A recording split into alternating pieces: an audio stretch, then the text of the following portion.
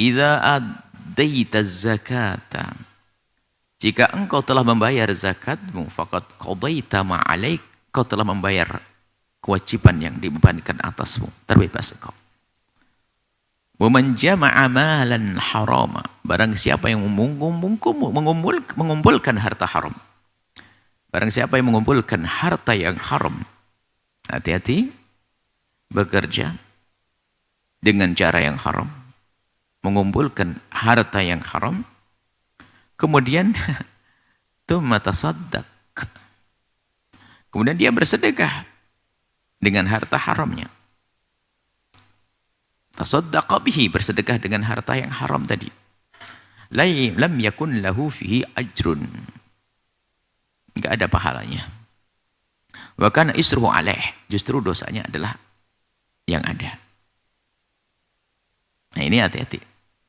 Ada orang ternyata pengen sedekah, tapi caranya adalah jangan cara mengumpulkan harta haram. Tujuan sebaik apapun, jika caranya enggak benar, tidak akan sampai kepada Allah.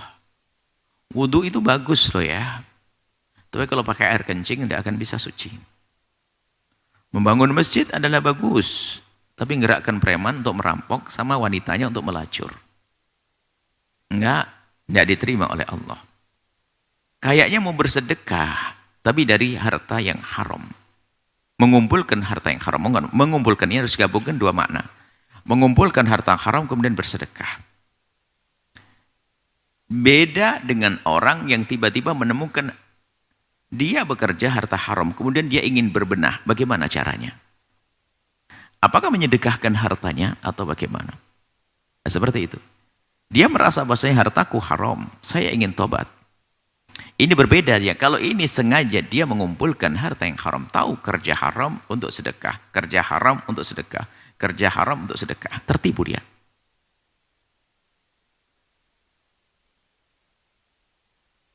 Meletakkan hartanya di tempat riba, baru setelah itu adalah keuntungannya adalah ribanya tadi untuk nyoklakan anyar pondok pesantren, menghafal Quran. Ini kebelinger. Tapi berbeda dengan orang yang terlanjur, ini bagaimana hartaku, ini harta haram, saya pengen tobat, ini beda maknanya. Jika nanti ada sangkut pautnya dengan pribadi harus kembalikan kepada pribadi. Tapi kalau ada sangkut pautnya dengan kemaslahatan umum dan tidak mungkin mengembalikannya, ini biasanya orang bertanya, saya sudah terlanjur korupsi gimana? Kalau saya lapor ke negara malah saya masuk penjara. Yang penting saya mau tobat. Harta saya mau dikemanain ini? Atau ini barang ini bunga riba saya, ini bagaimana mau saya apain? Ini berbeda, bukan yang pertama sengaja ngumpulin. Ini yang sengaja ngumpulin. Tapi kalau orang tiba-tiba di tangannya ada harta haram, maka tentu itu ada solusi. Di saat dia melepasnya, tidak boleh dia bersedekah dengannya, wong harta haram bukan miliknya dia. Tapi dia tetap saja menggenggamnya juga tidak boleh, karena akan diwaris oleh anak-anaknya. Maka lepaskan harta haram tersebut dari tangan dengan bermacam cara. Kalau seandainya naudzubillah dia mengambil hartanya seseorang, mencuri, atau tak saja ngambil harta negara dengan cara halus, nggak mungkin bisa dideteksi kayak apapun, tapi ngerti dia harta negara sampai menjadi satu rumah atau terkumpul 100 juta misalnya, maka itu adalah harta haram. Jangan digenggam, segera keluarkan dari tangan. Bersedekah? Oh enggak, sedekah kok dengan barang kotor, bukan bersedekah. Ini barang riba yang sudah ada di saya sedekahkan? Enggak berlaku sedekah. Di sini ada dua pendapat paling tidaknya. Yang jelas, lepaskan dari tanganmu. Lepaskan dari tangan. Apakah kita serahkan sebagai orang yang bijak? Seorang kodi, seorang mahkamah atau negara, kita serahkan negara yang adil. Bahwasanya saya ingin lepas ini harta haram saya. Lepaskan. Dan bukan makna sedekah. Ini riba saya tobat. Saya ingin berikan langsung saja, kalau kembalikan negara nanti malah dilacak. Dari mana harta haram, maksudnya apa ini? Jangan-jangan kau ngerampok ya? Nah gitu ditanya, daripada bertanya saya bingung. Saya ingin salurkan langsung, saya berikan ke masyarakat. Sehingga ada dua pendapat. Pendapat yang pertama seperti harta riba yang terkumpul di rekening kita itu, bunga-bunga yang terkumpul itu, yang penting jangan dibiarkan terus mengendap atau diam di tempat tersebut, di genggaman kita, karena kalau kita mati langsung diwaris anak kita, itu adalah kotor. Keluarkan dan segera keluarkan. Misalnya boleh.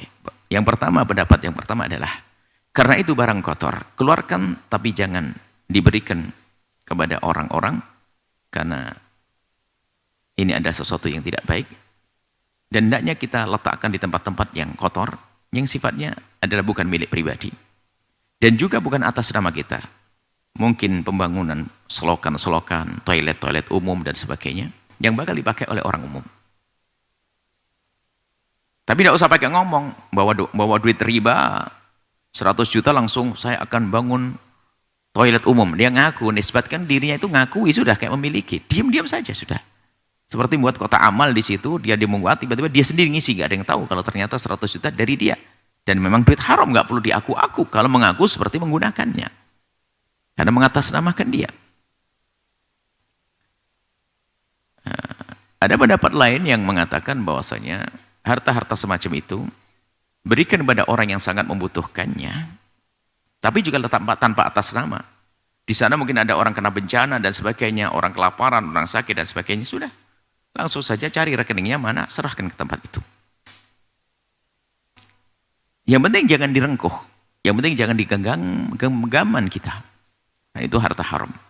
Adapun hadis yang disebutkan ini adalah orang sengaja ngumpulin haram untuk sedekah, ngumpulin haram sedekah. Sedekahnya tidak akan diterima. Loh, tadi orang yang ingin bertobat dari keharaman, apakah dia sedekah? Itu artinya, oh tidak. Namanya tobat, bahkan tobat bisa lebih penting, lebih gede pahalanya daripada sedekah. Oh, dia tobat kok. Saya tobat melepaskan rezeki riba saya. Oh, tobat. Kalau dia mengerti arti tobat, tobat hukumnya wajib, gede pahalanya, lebih gede daripada sedekah sunnah. Kalau kok bingung, tapi bukan sedekah, lebih gede daripada sedekah itu karena Anda tobat. Tobat lebih gede pahalanya. Tobat dari dosa. Dan hendaknya orang memikir tobat dulu, bukan berpikir sedekah. Tobat dulu. Baik, ini adalah tentang orang yang mengumpulkan harta, kemudian untuk disedekahkan, jelas itu tidak boleh. Bahkan hendaknya dia berpikir, jangan berpikir sedekah dulu, berpikirlah membersihkan harta dulu. Jangan tertipu. Kadang-kadang kita tidak berpikir, kerjaan yang nggak jelas, hanya berpikir sedekah proyek saya. Setelah proyek selesai, saya bangun masjid sana, bangun masjid sini. Jangan mikir bangun masjid, pikir bersihkan harta dulu. Kok mikir pengen bersedekah? Bersihkan hartamu dulu.